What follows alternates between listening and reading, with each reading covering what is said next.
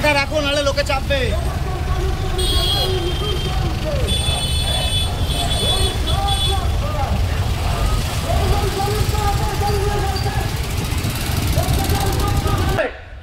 এই কথা তো সত্য, কিন্তু সুযোগ নেই। এখানে কিছু বাইক ট্যাক্সি ভাই এসছে, আমি জানি কিছু ডেলিভারি বয় যারা আছে বন্ধুরা, তারা এসছে। সারাদিন সকালের সূর্য ওঠার পর থেকে মধ্যরাত অব্দি তারা পরিশ্রম করে, আবার কেউ কেউ বিকেলবেলা বেরিয়ে সারা রাত তারা বাইক চালায়, বাইক ট্যাক্সি চালায়, যাতে সংসার চালাতে পারে। এই বেসরকারি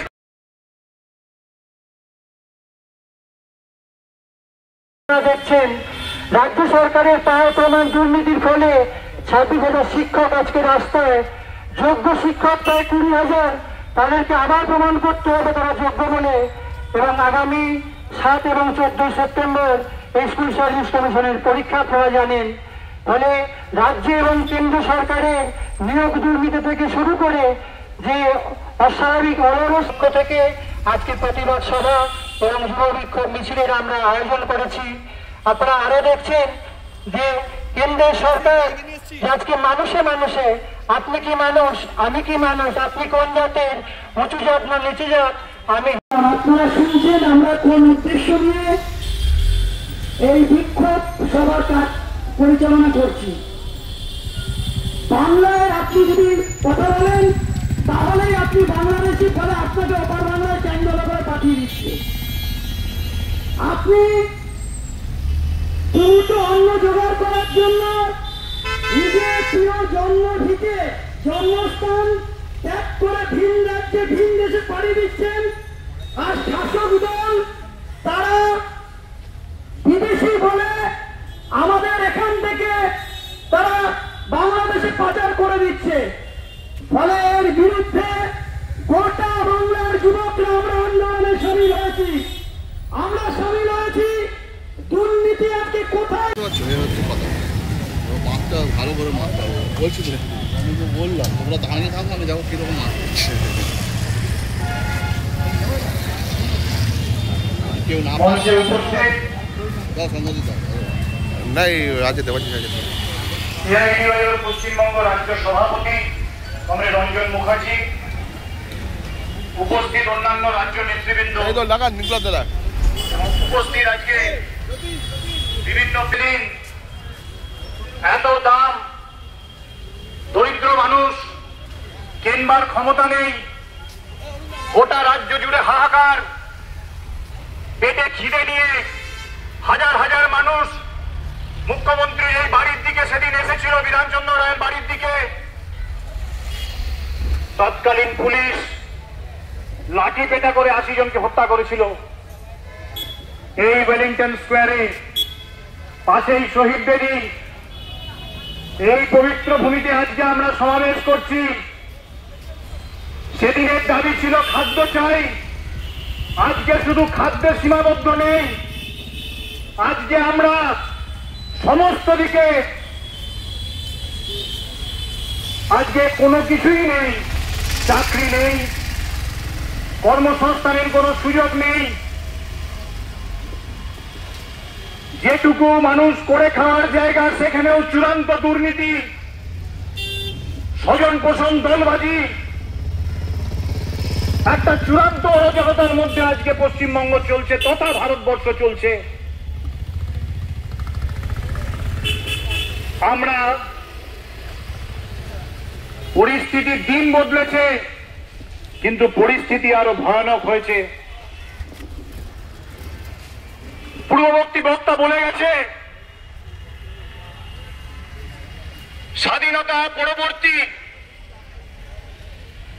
আজ আমরা যেখানে দাঁড়িয়ে আছি, আজকে বেকারত্ব আজকে শীর্ষে। সরকারি সেন্সাস বলছে, সার্ভে বলছে 140 কোটি 50 কোটি দেশে 60 থেকে 66% বেকার, চাকরি নেই। আমাদের কথা না, সরকারি পরিসংখ্যান। যাদের চাকরি নেই সেই যুব সমাজ, যারা পরিবারের জন্য রোজগার করে, পরিবারের জন্য দুমুঠো অন্ন সংস্থানের জন্য তারা দিনভর পরিশ্রম করে, কর্মসংস্থানের জায়গা তাদের নেই। আজকে কোটি কোটি বেকার, আজকে রিক্রুটমেন্ট সমস্তটা বন্ধ করতে চায়। মান সম্মান নিয়ে মাথা উঁচু করে 2 পয়সা রোজগার করে তারা তাদের সংসার চালাতে চায়। এই কথা তো সত্য, কিন্তু সুযোগ নেই। এখানে কিছু বাইক ট্যাক্সি ভাই এসছে, আমি জানি কিছু ডেলিভারি বয় যারা আছে বন্ধুরা তারা এসছে। সারাদিন সকালের সূর্য ওঠার পর থেকে মধ্যরাত অব্দি তারা পরিশ্রম করে, আবার কেউ কেউ বিকেলবেলা বেরিয়ে সারা রাত তারা বাইক চালায়, বাইক ট্যাক্সি চালায়, যাতে সংসার চালাতে পারে।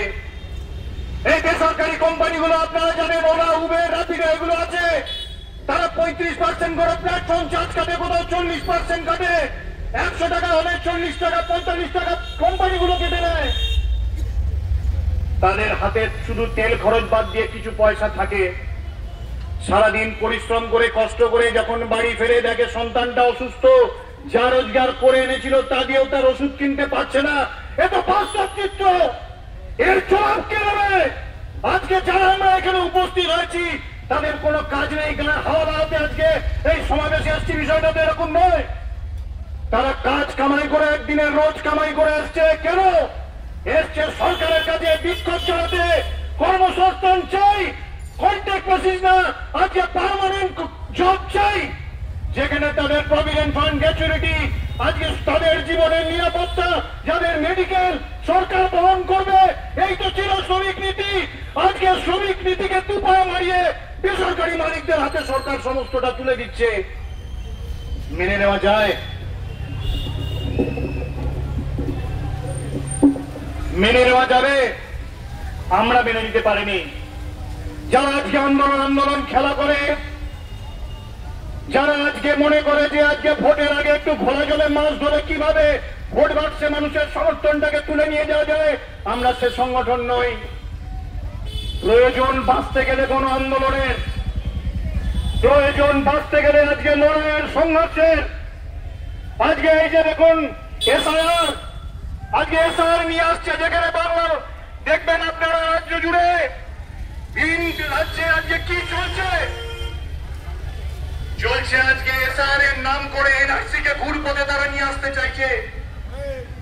বাস্তবে মানুষের মধ্যে বিভাজন সৃষ্টি করতে চাইছে। আজকে বাংলাভাষী পরিযায়ী শ্রমিকদের ওপর বিভিন্ন রাজ্যে রাজ্যে তারা অত্যাচার নামিয়ে আনছে। বাংলাদেশি মানে তারা আজকে হ্যালো হ্যালো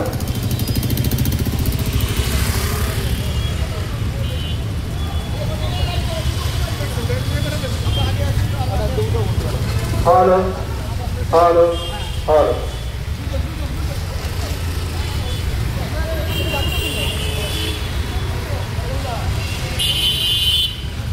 পদে নিয়োগ হচ্ছে না কেন? রাজ্য সরকার এবার দর্শক নির্যাতনের বিরুদ্ধে যুব বিক্ষোভ মিছিল চলছে। এসআইআর নাম করে ভোটার লিস্টে মানুষের নাম কেটে দেওয়ার ষড়যন্ত্রের বিরুদ্ধে আন্দোলন চলছে।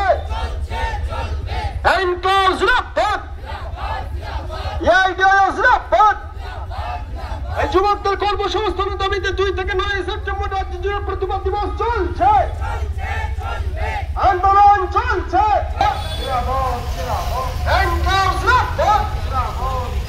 এই বাংলাভাষী পর্যায়ে শ্রমিকদের বিজেপি রাজ্য অত্যাচার হচ্ছে কেন? বিজেপি সরকার এই পর্যায়ে শ্রমিকদের সামাজিক সুরক্ষা নিরাপত্তার দাবিতে আন্দোলন চলছে।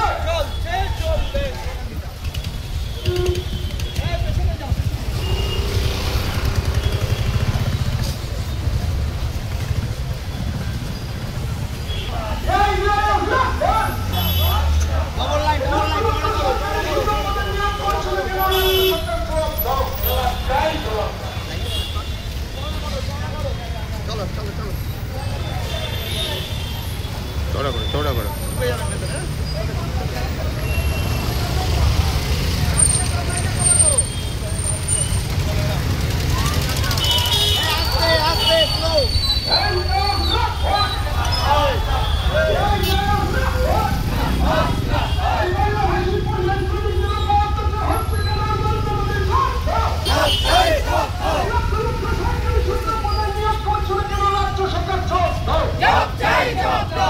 শিক্ষকদের চাকরি চলে গেল কেন্দ্র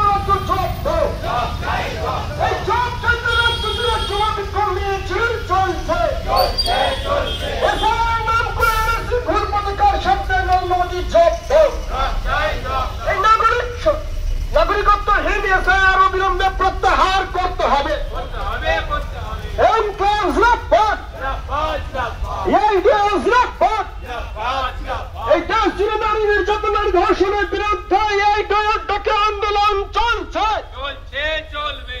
ইনকাম সাথে বিজেপি সরকার জবাব দাও, এই জবাব চাইতে এই ডকে আন্দোলন চলছে, চলবে। ইনকাম জবাব দাও। এই বাংলাদেশ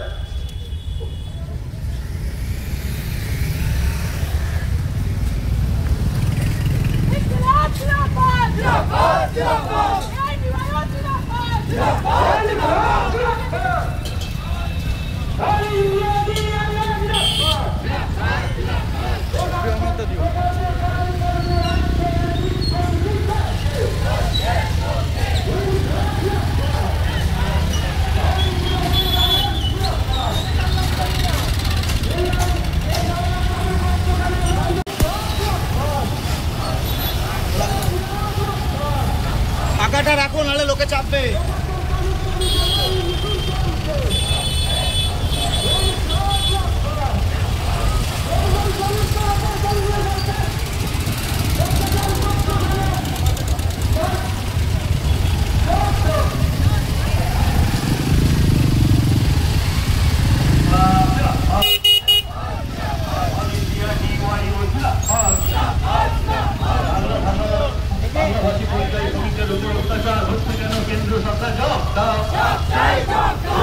প্রতিবাদ মিছিল চলছে, মিছিল চলছে, রাজ্য রাজ্য বিক্ষোভ হচ্ছে, বিকাশের পথের দাবিতে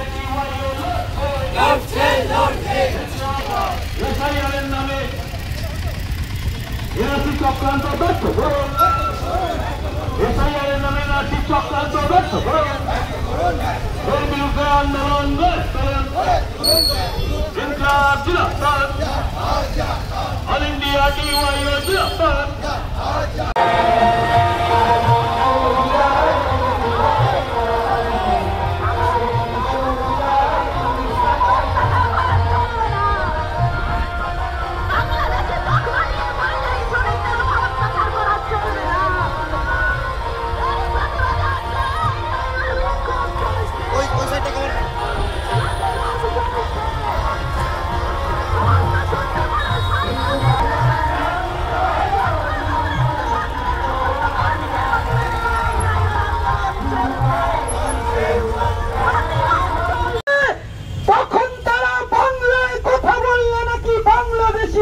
তাদের চেঙ্গলা করে বাংলাদেশে লোপাট করে দেয়।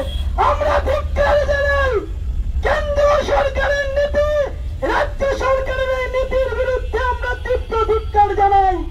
আমাদের যুব সংগঠন গোটা দেশ জুড়ে আন্দোলনের আজকে পদপতিতে তারা বিভিন্ন দাবি নিয়ে আন্দোলনের বন্দিশিকা হিসাবে চাচল্যমান। আপনারা জানেন আমাদের যুব সংগঠনের রাজ্য কমিটির আহ্বানে 3 থেকে 9 সেপ্টেম্বর গোটা বাংলার জেলায় জেলায় বিক্ষোভ অবস্থান কর্মসূচি চলছে।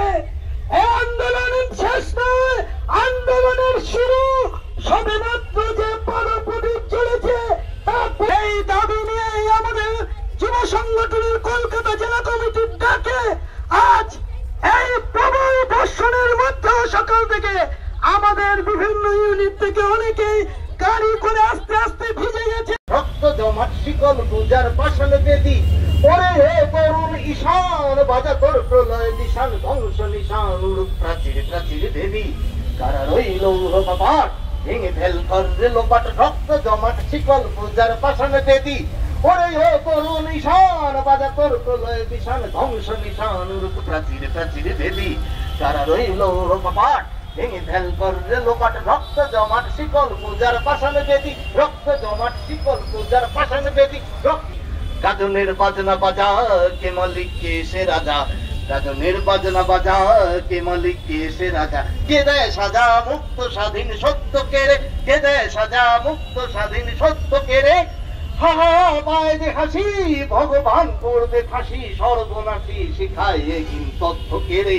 হা হা হা পায় যে হাসি ভগবান করবে ফাঁসি, সর্বনাশী শিখায় এগিন তথ্য কেড়ে।